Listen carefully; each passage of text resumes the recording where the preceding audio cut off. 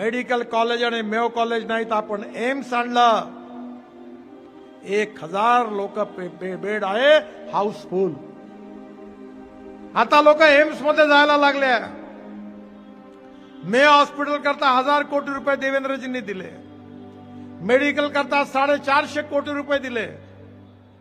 एवढंच नाही तर इथल्या गरीब जनतेची सेवा करण्याकरता आपण पूर्व नागपूरमध्ये मी स्वतः आपल्या सगळ्यांच्या आशीर्वादाने आईच्या स्मरणार्थ डायग्नोसिस सेंटर सुरू केलं.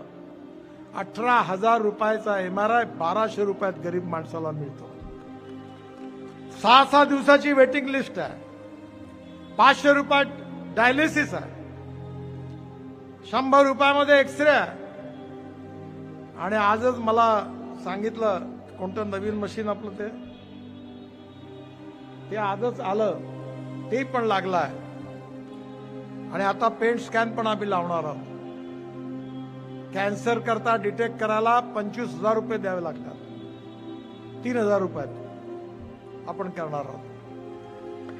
या नागपूरच्या गोरगरीब जनतेची सेवा झाली पाहिजे.